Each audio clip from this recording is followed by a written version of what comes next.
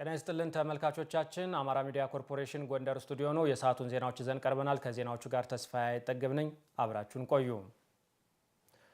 በማዕከላዊ ጎንደር ዞን ቆላድባ ከተማ በዶሮ እርባታ የከተማ ግብርና መስክ ተጠቃሚ መሆናቸውን በዘርፉ የተሰማሩ አልሚዎች ተናገሩ። በዘርፉ የተሰማሩ ግለሰቦችን የበለጠ ውጤታማ ለማድረግ የመስሪያ ቦታ እያመቻቸ መሆኑን የከተማ አስተዳደሩ አስታውቋል። ኃይሉ ማሙ ተጨማሪውን እንደሚከተለው ያቀርበዋል። በማዕከላዊ ጎንደር ዞን ቆላድባ ከተማ በዶሮ እርባታ የግብርና መስክ የተሰማራው ወጣት ግዛቸው ሰጠኝ በቀን በአማካኝ 560 እንቁላሎችን ለገበያ በማቅረብ ተጠቃሚ የሆነ ይገኛል። የዶሮ እርባታ ዘርፍ አዋጭ መሆኑን የሚናገረው ወጣቱ በየቀኑ የሚያገኘውን የእንቁላል ምርቱን ለሀገር ውስጥ ፍጆታ ከማቅረብ ባለፈ ወደ ጎረቤት ሀገር ሱዳን በመላክ ተጨማሪ ገቢ እያገኘ መሆኑን ያስረዳል። 2012 ጀምሮ በአንድ ቀን ጫጩት ዶሮ ማሳደግ ስራ ነው የተሰማራሁት። አዛን ጊዜ ጀምሮ ያው ጀምሬ ያው ለ6 አመታት ያህል በስራው ቆይቻለሁ። አሁን 600 የእንቁላል ጣይ ዶሮች አሉኝ። ያው በቀን አሁን እስከ 560 አካባቢ እንቁላል ሰበስባለሁ ማለት ነው። በቀን በቤት መጥተው የሚገዙኝ አሉ።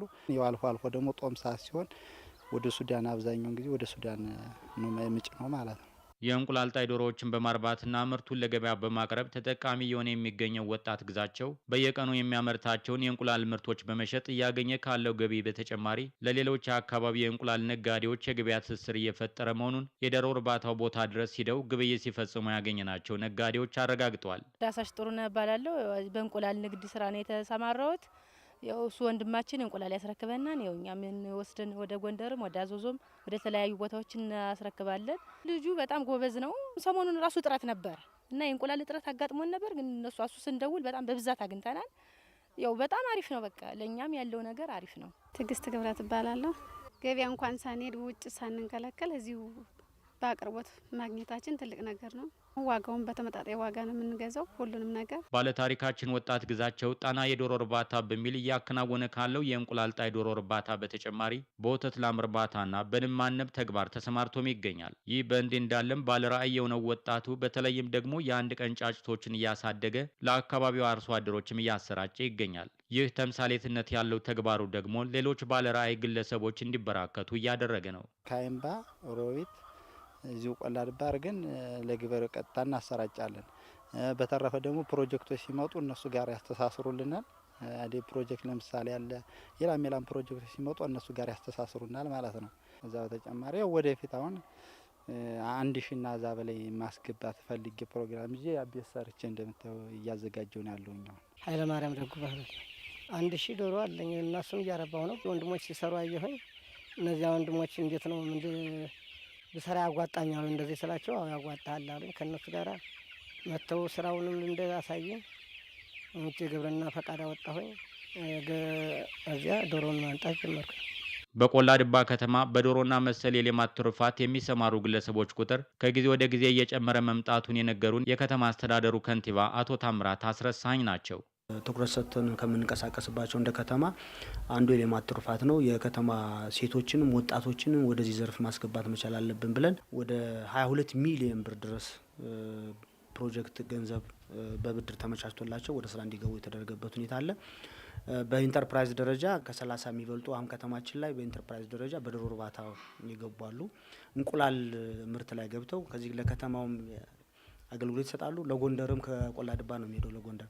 ኢንተርፕራይዞች ከመሬት አቅርቦት እጥረት ጋር ተያይዞ የሚያነሱትን ችግር ለመቅረፍ የቆላድባ ከተማ አስተዳደር ትኩረት ሰጥቶ እየሰራ መሆኑንም ከንቲባው አረጋግጠዋል። ሼድ ሰርተን በክላስተር 30-40 የሚሆኑ በዶሮ እርባታ የሚሰማሩ ልጆችን ወደ በግብር ኃይል አጽድቀናል። አሁን ቦታ ልንሰጣቸው አጽድቀናል። በቀጣይ ያን ሼድ ከሰራን በኋላ የዶሮ እርባታ ወደዛ የሚገቡበት እድል ፈጥረናል። ህጻናትን በምግባርና በእውቀት አንጾ ለማሳደግ ቅድመ መደበኛ ትምህርት ቤቶች ላይ ትኩረት ተደርጎ እየተሰራ መሆኑን የጎንደር ከተማ አስተዳደር ትምህርት መምሪያ አስታወቀ። ማህደር አድማሴ እንደሚከተለው አዘጋጅተዋለች።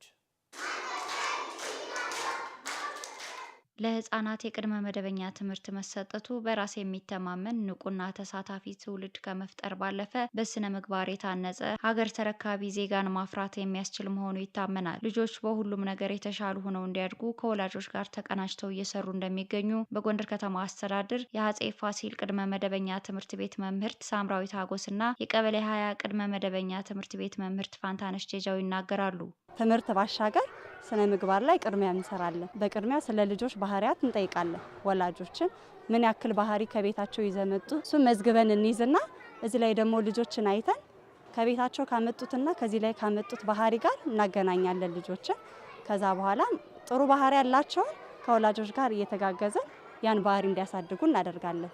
ትንሽ ወጣ ያለ ባህሪ ያላቸውን ያ ባህሪ ጥሩ እንዳልሆነ ወላጆችን እያስጠራን ከዚህ ሞዴል የሆኑ ልጆችን እያሳየን ልክ እንደሱ ይሄ ጥሩ ነው እንደዚህ ብታረግ እንደዚህ ይሆናል እያለን ልጆችን ጥሩ ባህሪ እንዲይዙ እናደርጋለን። ጥሩ ስነ ምግባር እንዲኖራቸው ከወላጆች ጋር ግንኙነት አለ። በየወር የምንገናኝበትና ስለ ልጆቻቸው ያላቸው ከልጆች ጋር ያለውን ግንኙነት ወላጆች ጋር እየተገናኘን እየተወያየን ነው እያስተማርን ያለን። ልጆች ከእውቀት ባለፈ በስነ ልቦና ጠንክረው በምግባር ታንጸውና በተግባር ዳብረው እንዲወጡ እየሰሩ እንደሚገኙ የቀበሌ 20 ቅድመ መደበኛ ትምህርት ቤት ርዕሰ መምህርት አለም ሰላም ጸጋዬና የአጼ ፋሲል ቅድመ መደበኛ ትምህርት ቤት ርዕሰ መምህርት ብርቱካን ሙሉነህ ገልጸዋል። ቅድመ አንደኛ ትምህርት ቤት ማለት ልጆች መሰረት የሚጥሉበት ያ ማለት ከስነ ምግባራቸው ጀምሮ እስከ አጠቃላይ ትምህርት ቤዝ ይዘው የሚወጡበት በአካላዊ እንቅስቃሴያቸው 6 የእውቀት ዘርፎች የምንላቸው ሙያዊ፣ አካላዊ፣ ስዕል ሊስሉ ይችላሉ። ከሸዋ ላይ የተለያዩ ነገሮችን ሊቀርጹ ይችላሉ። እነዛን ነው። ስነ ልቦናዊ ስንል ከቤታቸው ጀምረው መጣው ከዚህም የተለየ ስነ ምግባራቸው የተሻለ እንዲሆን ለማድረግ እነዚህ ነገሮች ነው መሰረት አድርገን የምንነሳው። ብዙ ጊዜ ቅድመ መደበኛ ስንባል ሴት መምህራን ነን። ያ ማለት እንደ እናት ቀርበን የምናስተካክለው ነገር አለ፣ እንደ ትምህርት ቤት ደግሞ የምታስጃቸው ነገር አለ።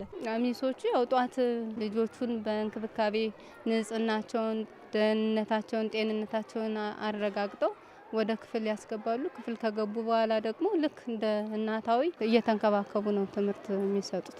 በጎንደር ከተማ ከ27000 በላይ ህጻናት ቅድመ መደበኛ ትምህርት በመማር ማስተማር ላይ እንደሚገኙ የጠቀሱት የከተማ አስተዳደሩ ትምህርት መምሪያ የስርዓተ ትምህርት ዝግጅት ትግበራ ቡድን መሪ በላይነህ አባተ ልጆች ማህበራዊ ግንኙነታቸው የጠነከረና የተሻለ ለማድረግ እየሰራ መሆኑን ጠቅሷል። ቅድመ አንደኛ ተማሪዎች እንደ ጎንደር ከተማ አስተዳደር ትምህርት መምሪያ አጠቃላይ ወደ 27747 እንግዲህ በግልና በመንግስት ማለት ነው ተመዝግበው በመማር ላይ ነው የሚገኙት። እድሜያቸው ከ4 ዓመት እስከ 6 ዓመት የሚሆኑ እንደመሆናቸው መጠን እንዲማሩ የሚፈልገው በጨዋታ መልክ ነው። ስነ ምግባራቸው ጥሩ እንዲሆኑ ድጋፍ፣ ክትትል በትምህርት ቤቶቹ አማካኝነት እየተደረገላቸው እንዲማሩ እንዲለማመዱ እና አጠቃላይ ያለውን ማህበራዊም ግንኙነታቸውንም በማጠናከር ረገድ የተሻለ ግንዛቤ ይዘው ለአንደኛ ደረጃው ብቁ እንዲሆኑ ማድረግ ነው ዋና ዓላማው። ወላጆች ልጆቻቸውን ትምህርት ቤት ከመላክ ባለፈ በትምህርት እንዲጠነክሩና መልካም ባህሪ እንዲያዳብሩ ሊደግፏቸው እንደሚገባ መምህራኑ መክረዋል።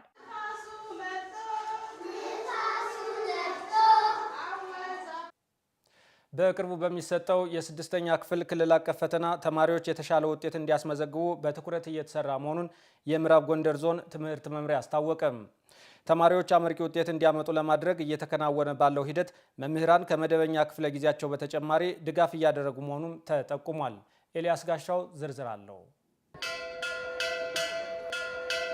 ተማሪ ቅድስት አበበና አቤል ዘረ ክብረት በገንዳዋ ከተማ የቁጥር 2 አንደኛ ደረጃ ትምህርት ቤት የ6ኛ ክፍል ተማሪዎች ናቸው። ተማሪዎች ክልል አቀፍ ፈተናውን ለመፈተን ከወዲሁ ቅድመ ዝግጅት እያደረጉ ነው። ከጓደኞቻቸው ጋር በጋራ በመረዳዳትና ቤተ መጻሕፍት በአግባቡ በመጠቀም የተሻለ ውጤት አስመዝግበው ለማለፍ ጥረት እያደረጉ መሆናቸውን ነግረውናል። መምህሮችም ከመደበኛ ክፍለ ጊዜዎች ቅዳሜም ቲቶርም እየጠሩ በተለየ መልኩ ደግሞ አዳር ትምህርት ቤት ላይ የሚያደርጉት ጥረት በጣም ከፍተኛ ነው። ላይብረሪ ላይ የተለያዩ መጽሐፍቶችን እኛ የሚያግዙን መጽሐፍቶችን አብሮ መምህራን በማገዝ ይሄን አንቡ ይሄ ጥሩ ነው እያሉ የተለያዩ ወርክሾቶችን እያወጡ ያስረዱናል። መምህሮች የተለያዩ የ2016ም ሆነ የ2017 ሚኒስትሪ ፈተና በእኛ ተማሪዎች እንሰራው በማገዝና የተለያዩ ድጋፎችን ይሰጣሉ። እኛም በ6ኛ ክፍል ተማሪዎች እንደመሆናችን መጠን ለ6ኛ ክፍል ጥሩ ውጤት በማምጣት ወደ 7ኛ ክፍል ለማድረግ እንደማልፍ ተስፋ አደርጋለሁ። የትምህርት ቤቱ የአማርኛ መምህርት ትዕግስት አየለ ተማሪዎች ክልል አቀፍ ፈተናውን በብቃት እንዲፈተኑና የሚፈለገውን ውጤት እንዲያመጡ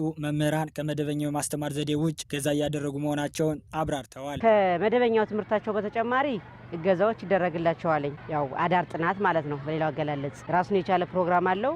5ቱንም የትምህርት አይነቶች ከሰኞ እስከ ዓርብ ፕሮግራም ሰጧቸው። ለልጆች የሚገባቸውን ነገሮች ወርክሽቶች በማዘጋጀት ከባለፈው አመት ይመጥናሉ ይመዝናሉ ምላቸውን ጥያቄዎች በማዘጋጀት ተማሪዎች እንዲያነቡ እንዲወያዩ ያልገባቸውን ነገር እኛን እየጠየቁ እንዲረዳዱ ይደረጋል። አዳር ጥናት ላይ ማለት ነው። በ2018 የትምህርት ዘመን ከ4000 በላይ የ6ኛ ክፍል ተማሪዎችን ክልል አቀፍ ፈተናውን ለማስፈተን የቅድመ ዝግጅት ስራ እየሰራ መሆኑን የገለጹት የምዕራብ ጎንደር ዞን ትምህርት መምሪያ ኃላፊ አቶ ደሳለኝ አያና ናቸው። 6ኛ ክፍል ላይ 194 ትምህርት ቤቶች 4430 ተማሪዎችን ለማስፈተን የኦንላይን ማስሞላት አገልግሎት እየሰራን ነው የምንገኘው። በተለየ መንገድ ድጋፍ እንዲያገኙ መምህራን ላይ የተቆጠሩ ተግባራትን በመስጠት ርብርብ እየተደረገ ይገኛል በዚህ ሰዓት ማለት ነው። በተያዘው የጊዜ ገደብ የመማር ማስተማሩ ስራ እንዲጠናቀቅ የማካከሻ ትምህርት እየተሰጠ መሆኑን ኃላፊው ጠቅሰው በተለይም ለሴት ተማሪዎች ልዩ ድጋፍ እየተደረገላቸው እንደሆነም አስረድተዋል። ፖርሽኑን የማካካስ ስራ ሳይሸፈን እንዳይቀር የማካካስ ስራ እየተሰራ ነው።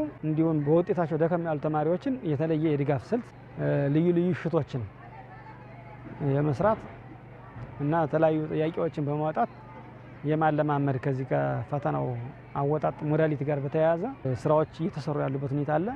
ተማሪዎች የተሻለ ውጤት እንዲያስመዘግቡ ሁሉም ወላጅ ክትትልና ድጋፍ ማድረግ እንዳለበት አቶ ደሳለኝ አሳስበዋል።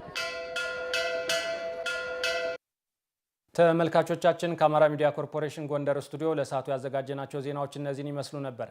ከዜናዎቹ ጋር ተስፋዬ አይጠገብ አብሬያችሁ ቆይታ አድርጌያለሁ። ጤና ይስጥልን።